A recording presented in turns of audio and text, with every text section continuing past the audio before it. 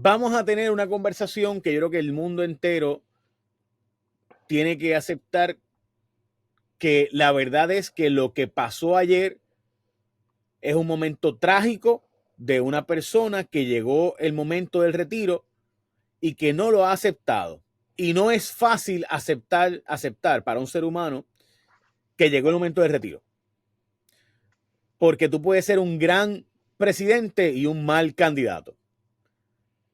Y en el 1984, Ronald Reagan tuvo un muy mal primer debate, pero 2 semanas después logró mejorar sus números, mejorar su debate, y todo el mundo sabe que Ronald Reagan no fue el presidente en los últimos 2 años de su carrera política. Ronald Reagan realmente ya no tenía la capacidad cognitiva en los últimos 2 años de su vida como presidente de la nación. Y eso pues ha habido muchísimas publicaciones del tiempo, del momento histórico de Ronald Reagan y como en el 1984 perdió. Y también en el 1944 hubo un momento donde un presidente incumbente tuvo un momento muy duro de salud. Todo el mundo sabía que el presidente tenía, Franklin Delano Roosevelt, tenía problemas serios de salud, estaba al borde de la muerte, pero en esos tiempos se podía esconder y el mundo entero y la prensa escondió la verdad de la situación de salud del presidente, porque hay que decirlo, en aquellos tiempos había una guerra mundial y los intereses de los medios, de las empresas y del mundo en ese momento era que Estados Unidos ganara, y de hecho se estimaba que la guerra podía acabar en diciembre del 1944, así que en el 44, al igual que en el 84, el presidente incumbente, aunque se sabía del deterioro de su salud, ganaron las elecciones y se recuperaron. Pero no estamos en el 1984. Y sin duda no estamos en el 1944.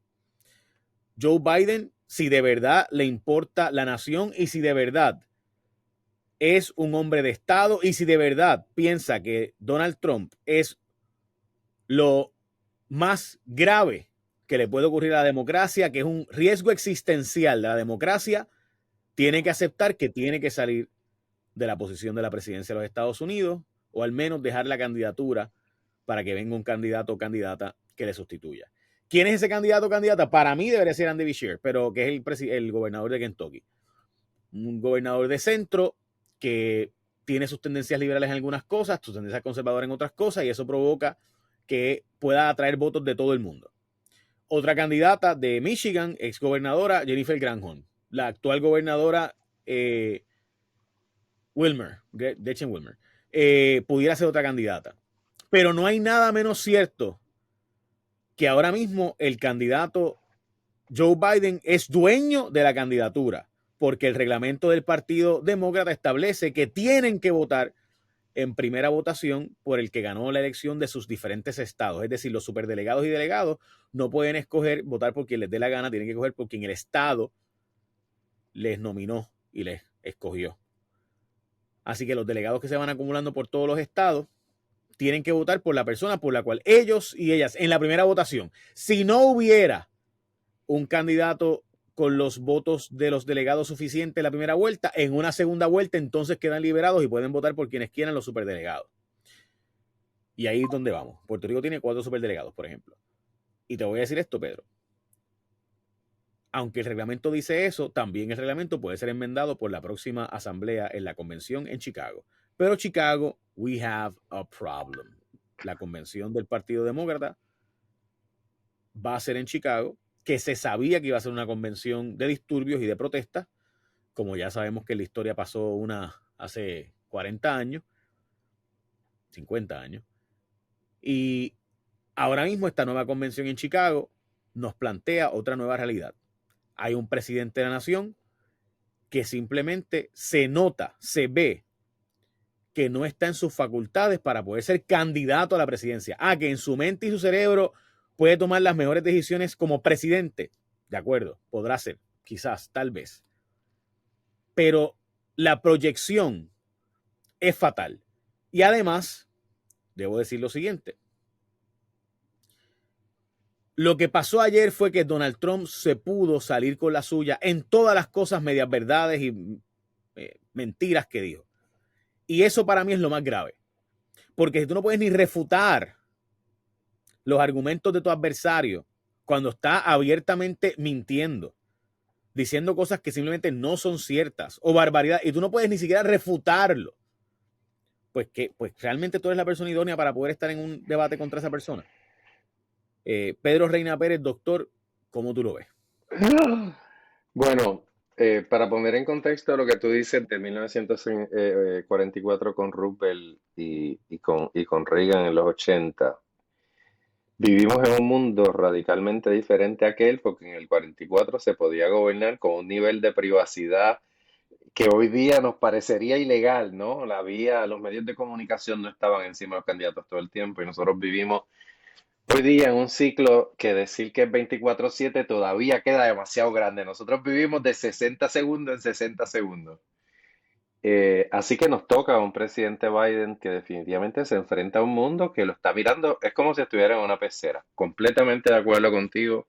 Doloroso, penoso, alarmante ver cómo el candidato Biden, el presidente Biden, se quedaba básicamente mirando el vacío, incapaz de completar sus mismas oraciones, y eso resulta terrible. Ver a dos periodistas como Jake Tapper y Dana Bash quedarse callados ante la sarta de mentiras que decía Trump, que hacía que a uno le doliera escuchar todas las barbaridades que estaba diciendo y que nadie lo cuestionara, fue terrible. Yo siento que como periodista, o sea, yo espero que de aquí en adelante nadie acepte volver a estar en un debate como periodista donde se tenga que morder la lengua cuando una persona está mintiendo como estaba mintiendo Donald Trump ayer. Pero es cierto, yo creo que tú dices algo que no había visto de esa manera, ¿verdad? Uno puede ser un buen presidente y ser un pésimo candidato. Yo creo que esa situación describe perfectamente al presidente Biden. Y encima de eso, tienes a columnistas de todos los colores, pero específicamente columnistas que generalmente son centristas o liberales, ¿verdad? Como Thomas Friedman del New York Times hoy diciendo que si Donald Trump, que si Joe Biden de verdad quiere a Estados Unidos, este es el momento de retirarse de la candidatura y clausurar de esa manera lo que ha sido una extraordinaria carrera en el servicio público. Estamos en un momento inédito, yo creo que también es una herida autoinfligida. El Partido Demócrata quiso hacer este debate, quiso que fuera tan adelantado, puso las condiciones y cayó en su propia trampa. O sea, Trump ayer Fíjate, yo fue. no lo veo así, Pedro. Mi impresión es que lo hicieron, que esto fue como que, bueno, si lo vamos a hacer, hay que hacerlo ahora, porque tienes que tener suficiente tiempo para recuperarte si lo haces desastrosamente, o tienes que hacerlo ahora para que la convención pueda sustituirte. Puede Porque mi ser, ok. impresión es que los estrategas de Biden no querían que él hiciera el debate. De hecho, no tenían que hacerlo porque Trump había dicho que no quería debatir primero y después dijo que sí, ¿verdad? So, pudieron haberse refugiado con que, mira, es que ¿para qué vamos a debatir si Donald Trump no, en los debates actúa como un loco? No, no, no, yo no voy a debatir con una persona como esa. Y correr una campaña sin debate. Pero al parecer Biden quería hacer un debate, quería demostrar que tenía la capacidad y ayer demostró que tiene serios problemas eh, por decaimiento cognoscitivo o déficit cognoscitivo. Y eso nos va a pasar a todos. Es duro. Si yo hubiera visto a Trump hablar de esa forma, igualmente diría que es duro y penoso. Yo sé que mucha gente simplemente no quiere a Trump, pero ver a un ser humano, el que sea, eh, balbucear, divagar, no ser capaz de con hilaridad hilvanar un argumento, sabiendo que los tiene, porque si tú notas, él tiene las palabras en su cerebro, él tiene los conocimientos de lo que quiere decir, pero no lo puede articular. Y eso es penoso, punto. O sea, es penoso, no.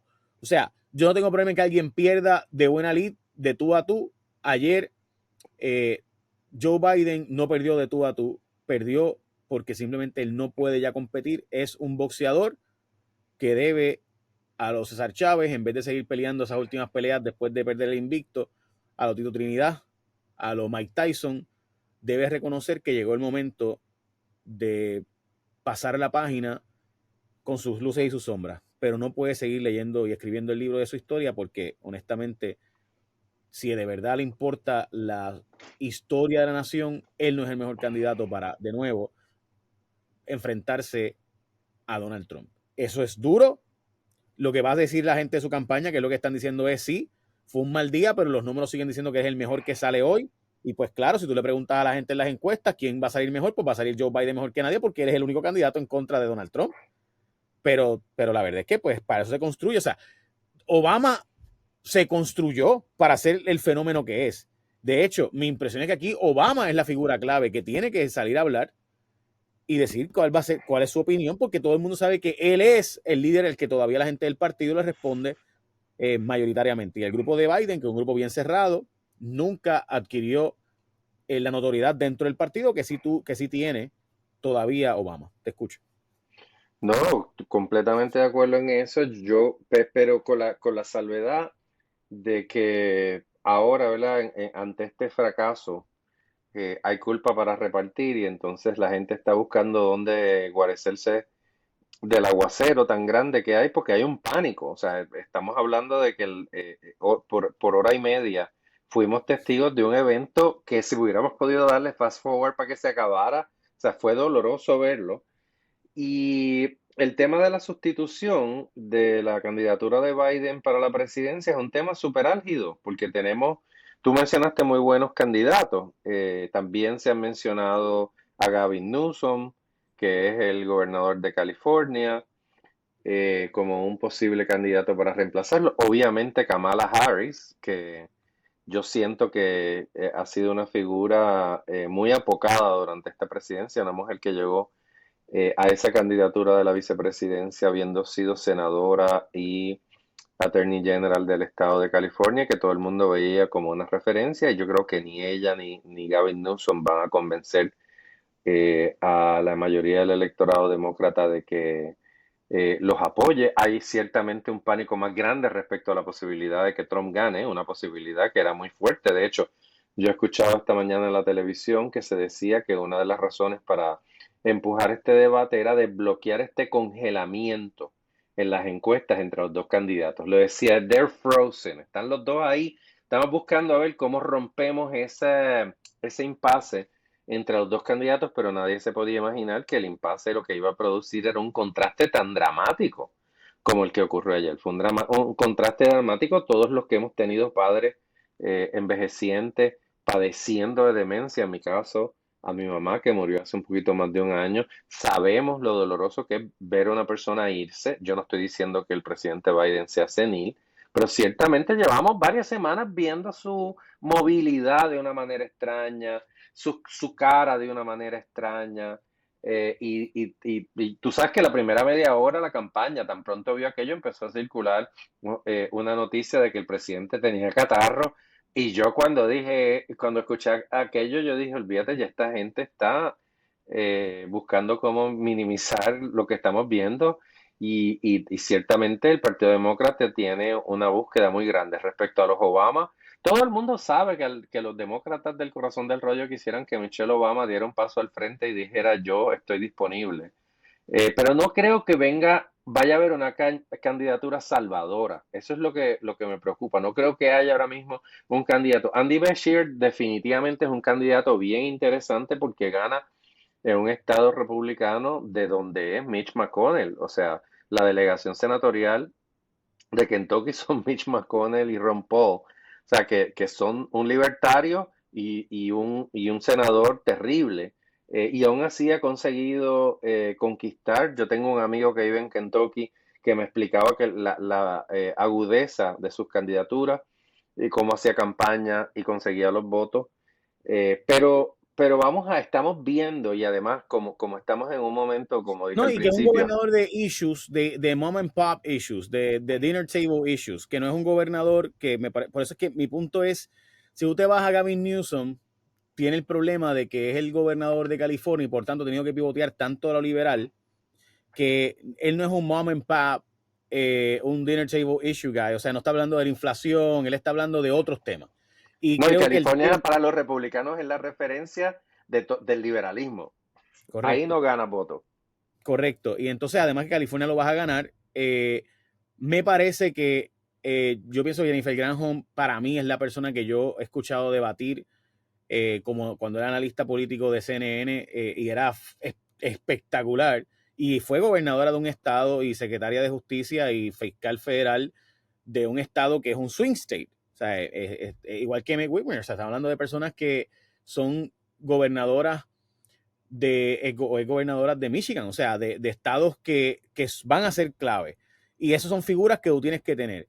Mi impresión es que Kamala Harris, para bien o para mal, se vino, su vicepresidencia ha pasado a ser una vicepresidencia sin ton ni son, sin color, en parte porque el presidente Biden así le dio los issues más difíciles. Esa es una.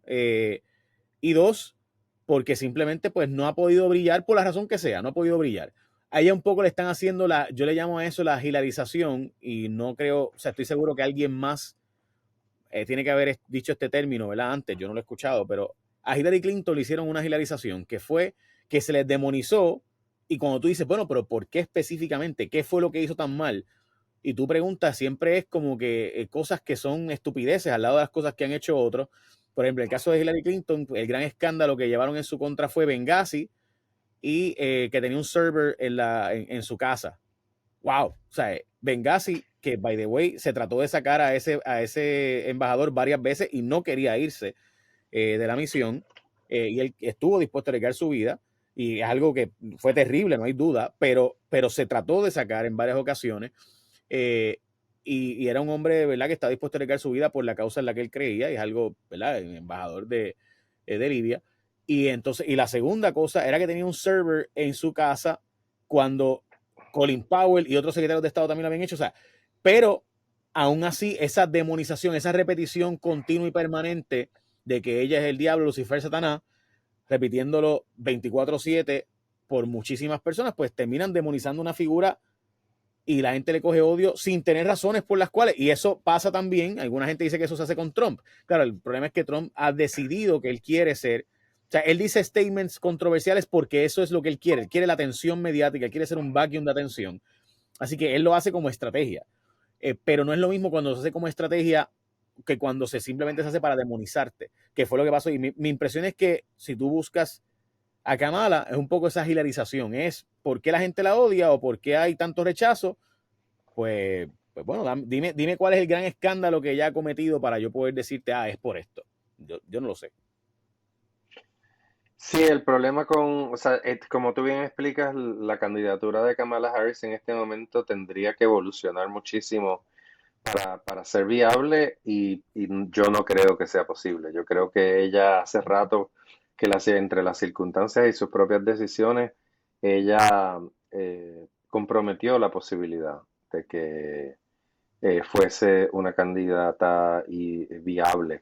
Me pregunto, por ejemplo, ya entrando en la historia especulativa, ¿verdad? En el análisis especulativo, ¿qué pasaría si Biden de momento decide renunciar y que Kamala Harris terminara el cuatrenio como presidenta? Que es algo que le espanta muchísimo a los republicanos, porque evidentemente han hecho una campaña fuerte contra ambos, pero eso me pasó por la mente esta mañana. Antes de que empezaras el programa, repasé los titulares y en realidad la candidatura de Biden, la campaña de Biden ha redoblado afirmaciones de que se queda, de que esto no tiene nada que ver, y obviamente lo más importante que está sucediendo ahora mismo mientras tú y yo hablamos son los estudios de mercado, los sondeos, las encuestas, los grupos focales para ver dónde queda Biden después de este desliz de anoche, y eso va a determinar mucho qué sucederá, porque aquí hay otras partes que tienen un rol muy importante, los donantes, que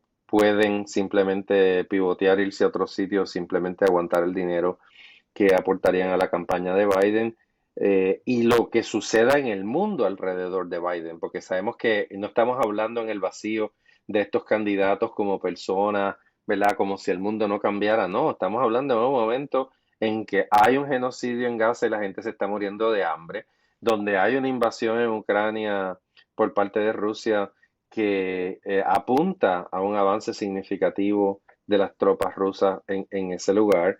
Y estamos ante la antesala de que la derecha gane en Francia, después de estas elecciones que Y, Macron acaba y, y by the way, de y la izquierda convocar. en Inglaterra, que es una cosa, es un cambio de los paradigmas.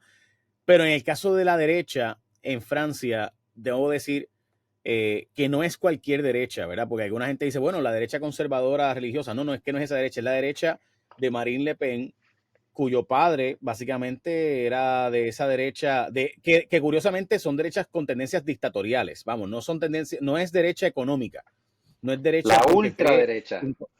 Exacto, estamos hablando de la derecha con tendencias Vladimir Putin. O sea, de hecho, muy amiga de Vladimir Putin, ha sido invitada y demás. Así que, de nuevo, no es la derecha porque tú crees en el libre mercado, es la derecha de que cree en la consolidación del poder y la utilización del poder para fines, ¿verdad?, de convertirte en esa persona que convierte el Estado en el Estado soy yo.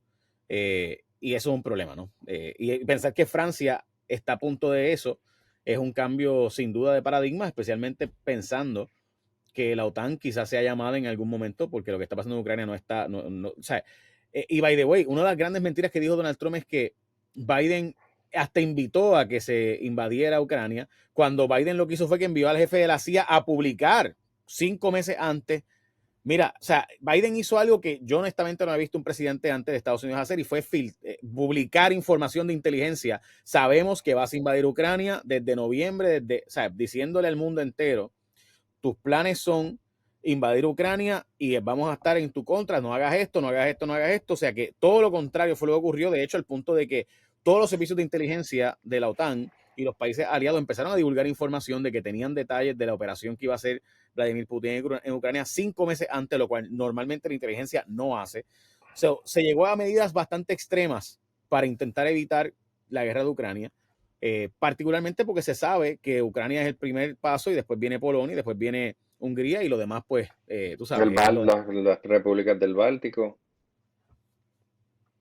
Y debo decir, elecciones en Irán, que es el gran centro político de la actividad bélica en el Medio Oriente, y en el momento en que Israel está hablando de meterse en el Líbano, donde están hablando de una cesación de las actividades o una disminución de las actividades en Gaza, con la intención de invadir Líbano, y eso en este momento supone un riesgo altísimo y Estados Unidos ha perdido, y sobre todo Biden después de esto, cualquier posibilidad de influenciar a los israelíes. O sea, no han conseguido aminorar para nada los actos criminales del Estado israelí en Gaza, y abrir una guerra con el Líbano en realidad cambia de Sí, manera ellos extraordinaria el alegan que es cálculo. para debilitar a Hezbollah como hicieron con Hamas, pero el problema es que por ahí empieza y después terminas contra el Estado Islámico bajando desde Siria y entonces se complica mucho más la cosa.